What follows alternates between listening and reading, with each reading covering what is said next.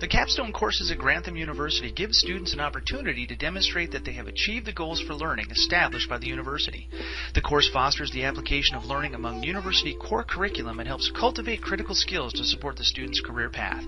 We hope you enjoy the following student works.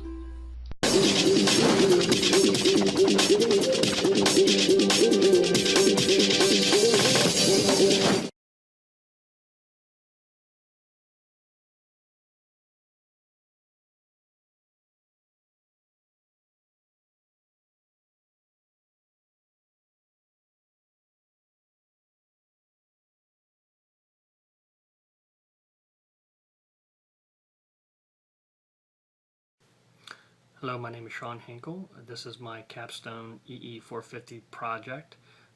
My student number is G000608887, and for my project I decided to undertake the development of a portable solar power USB charging device with battery backup, and I hope you enjoyed the presentation via my slideshow.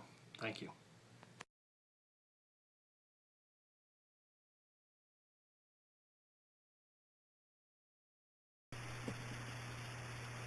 I have broken up my presentation into different phases for my Grantham University EE450 capstone, the first phase being the design phase.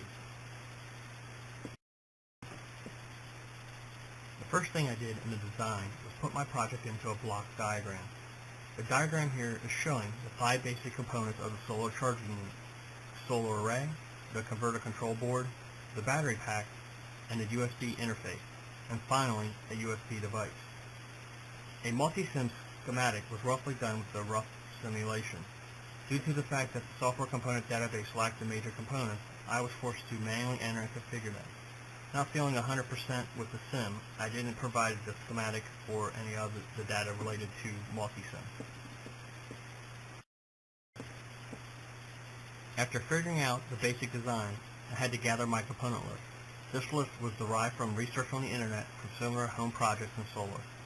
I tailored the list more to my requirements based on my calculations.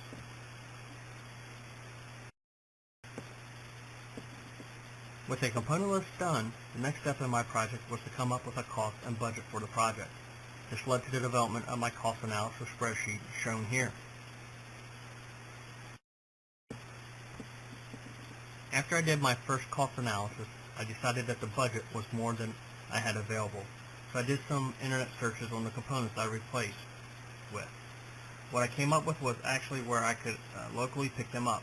Radio Shack became a good source of the majority of the components, and because of cost, I was able to replace one of the higher cost items, the solar panels. Another fact was that the panels easily met my power needs than the original power panels listed.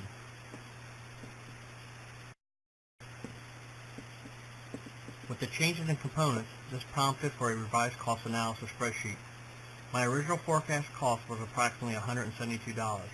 Now, as shown in this slide, it was $78. That was a huge saving in the end for the project.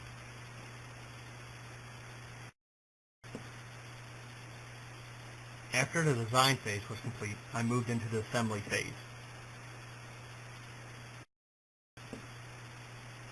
One of the first things I had to make was a solar panel housing. I chose pine wood as my material for this part of the project. I measured out the size needed and marked the dimensions to be routed out. As you can see in the picture to the right, I routed to the depth of about a 1/4 inch for the panels and wire leads to reside in. As one can see here, the panels were being fit tested into the housing. I wanted a more finished look and decided to stain the wood and then seal it as well to keep weather out. Once the stain and sealer dried, I connected the 2 panels in a series and used electrical tape to cover any exposed connections. I then inserted the panels into the housing and used hot glue to secure it in place. I proceeded to build my circuit on the bead breadboard. After I was done, I attached the panels and a battery component.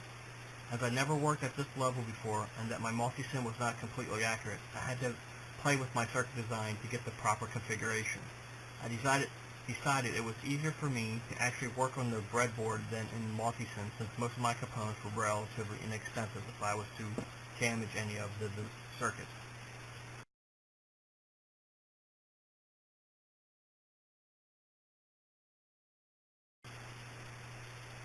Here in these slides, you can notice that I changed the board design as the original didn't work correctly.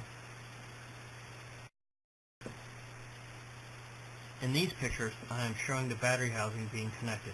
The picture to the left has a fully charged set of batteries in place that I was using to test the circuit out during a rainy day. The picture to the right are the permanent rechargeable batteries being used in this project. Once I was done with my assembly phase, I went right into the field testing phase. The pictures here are showing early indications that the circuit and battery pack were working with the iPhone, and the iPhone was receiving a charge. However, this was a temporary indication. Later on in the testing, I discovered a design flaw in my wiring of the breadboard and corrected it. The new design worked perfect as is demonstrated in the next slide.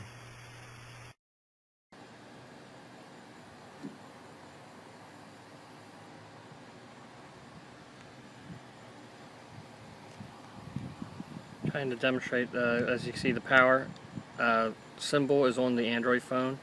It's plugged in with the USB, going into my solar power panel portable, so it's getting its power. Currently the battery pack is disconnected. I was having some design problems. As you can see, my one of my panels melted. I had to replace it. But it's all currently hooked up together, and as I was saying, the Android phone is charging. Try to get better. There you go. So the Android phone is charging, and it's all connected. No, so the unit is functioning properly. I'm not sure how long it'll take to get charged, since the Android phone already has some charge to it already. So again, as you see, it's functioning, and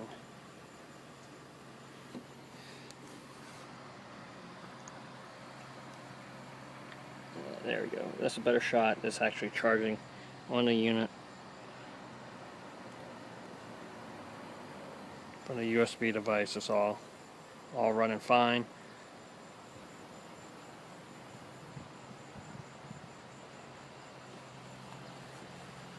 So this will be the final design, since it's working properly. You see.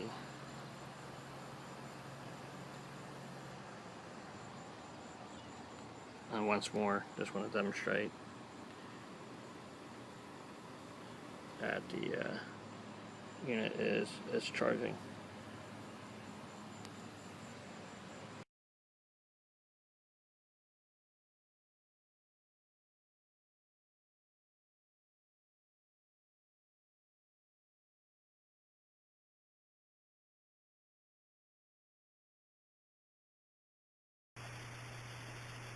With field testing now being completed, I recorded my results as shown above. If you take notice, I once again had to make a component change. The original 1 watt 9 volt solar panels melted in one of my field tests. The local Radio Shack was out of the panel, so I had to use the next available model. These were 1.5 watt 6 volts. These performed great for my project and further reduced the cost to about $6 total. I would like to quickly summarize my project in the next following slide. So, my project of building a portable solar charging USB unit with battery backup was a success. What is pictured here is the final design. The panels are connected to an old document holder to adjust the panels at various angles to help with power efficiency. To the right is my final circuit configuration on the breadboard. My next step is to actually solder the components to a real circuit board and house in water-resistant containers. And to elaborate on my initial design flaws, it was not actually component issue, but more of how I had the wires running on the breadboards. And after I figured out the correct placement, everything worked flawlessly. Once more, the final design of the project is shown here in the pictures. I hope that I was able to convey what my initial goals were and the steps in achieving them.